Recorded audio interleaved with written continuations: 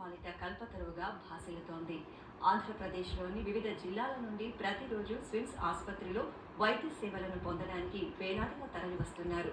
తిరుమల తిరుపతి దేవస్థానం ఆధ్వర్యంలోని స్విమ్స్ ఆసుపత్రి అత్యుత్తమ ప్రమాణాలతో నిష్ణాతులైన డాక్టర్లచే నిరుపమానమైన సేవలను అందిస్తోంది. ఈ క్రమంలోనే స్విమ్స్ ఆసుపత్రి ఉన్నతాధికారులు, ఉద్యోగులు ప్రతినిత్యం ప్రాంగణంలోని శ్రీ వెంకటేశ్వర స్వామివారి ఆలయంలో నిత్య పూజలను నిర్వహిస్తున్నారు. స్విమ్స్ ఆసుపత్రికి శస్త్రచికిత్సల కోసం విచ్చేసిన రోగుల సహాయకులు వారి వారి బంధువులు, స్నేహితుల ఆరోగ్యం మెరుగుపడాలని ఆ దేవదేవుడైన శ్రీ వెంకటేశ్వర స్వామి ఆలయానికి విచ్చేసి మొక్కులు తీర్చుకుంటున్నారు.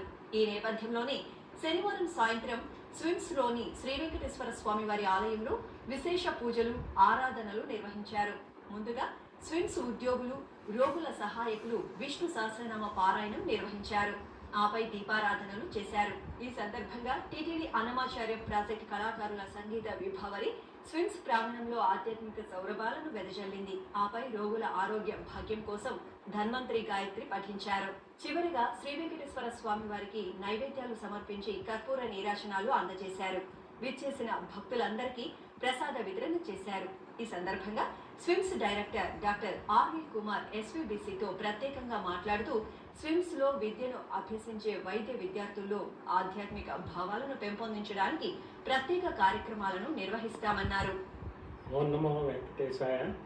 ఏడుకొండలవాడి పాఠాలు చెందవలసినటువంటి Sri Venkateswara institute of medical sciences, Padmavati medical college అనే ఈ రెండు ప్రజలకు గత 30 ఏళ్లుగా చక్కటి వైద్య సేవలు అందిస్తూ ఉన్నాయి. వైద్యంలో కోసం వచ్చే రోగులు కేవలం రోగాలతోటే కాకుండా ఆర్థికంగా, మానసికంగా రకరకాలుగా కుంగిపోతూ ఉంటారు.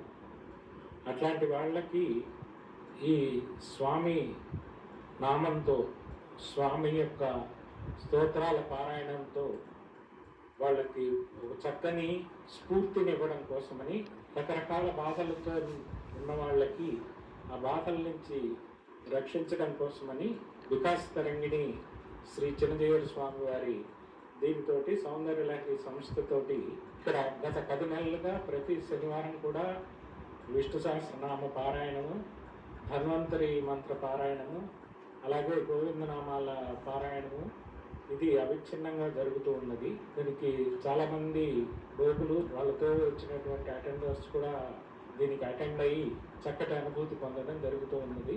ఇలాగే ముందు ఇంకా కొన్ని కార్యక్రమాలు ఏర్పాటు చేయాలని అనుకుంటున్నాం. అందులో ముఖ్యంగా దాదాపు మా దగ్గర వైద్య విద్యార్థులు అయితేనేమి, నర్సింగ్ విద్యార్థులు అయితేనేమి, తక్కిన ఫిజియోథెరపీ టెక్నీషియన్ విద్యార్థులే 3000 మంది దాకా ఉన్నారు. వాళ్ళందరికీ కూడా కేవలము వైద్యమే కాకుండా కొంత మన సంస్కృతి కూడా నేర్పాలన్న ఉద్దేశంతో ఈ విష్ణు సహస్రనామ పారాయణము అవి కూడా తరగతులు నిర్వహించి వాళ్ళు ఇది చక్కగా నేర్చుకునేటట్లు ఆ ఏర్పాటు కూడా ప్రణాళికలు ఏర్పాటు చేశాము. వాటితో ముందుకు పోతాము. నెల్లూరు